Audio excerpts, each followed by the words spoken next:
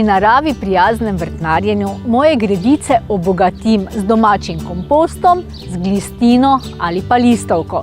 Med rastno sezono pa pripravljam gnojiva in škropiva, tako kot so jih nekoč moja omica in celo njena mama, moja prababica.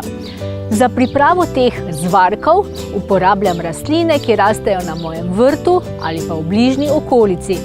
To so koprive, pagabes, rman, kamilice, vrbo, tudi česen in čebulo, pa še kaj. Koprive so nepogrešljive pri pripravi domačih škropiv in gnojil. Jaz z njimi rokujem kar tako z rokami, brez rokavic, vi pa kakor želite.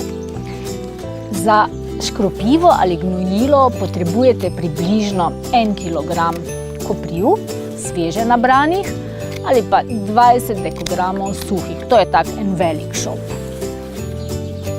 Posoda naj bo lesena, plastična ali pa emajlirana. Potem bomo to prelili z vodo. Najbolje je, če je to deževnica, lahko pa je tudi izvirska voda ali pa vodovodna voda iz pipe, ki pa naj nekaj časa stoji. Prelijemo torej z 10 litri vode. Tako.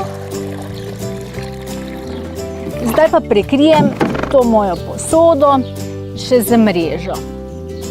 Tako bo lahko zrak lepo krožil in majhne živalice ne bodo padle v vodo. Pustim koprive namakati 24 ur.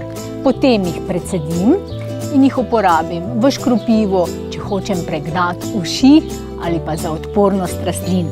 Jaz pa potrebujem brozgo za škropivo. Takrat pa koprive namakam 2 do 3 tedne, odvisno od temperature. Koprive bodo potonile, barva se bo spremenila in naš pripravek se ne bo več penil. Vmes pa večkrat premešate z takšno palčko. Ko je to gotovo, moramo pred uporabo naš pripravek razredčiti, in sicer 1 liter tega gnojila z 10 litri vode za močne in krepke rastline. Ta pripravek je potem, seveda, če ga precedimo, uporaben do konca sezone. Skoraj da vse zelenjadnice so zelo zadovoljne, če jih gnojimo s takim pripravkom. Ne odgovarja pa stročnicam in čebulnicam. Jaz bom pa danes pripravila še eno gnojilo, in sicer iz gabeza, na popolno enak način. Gnojilo iz gabeza vsebuje malo manj dušika, pa malo več fosforja, železa in kalija. Tako da bodo zadovoljne tudi moje plodovke.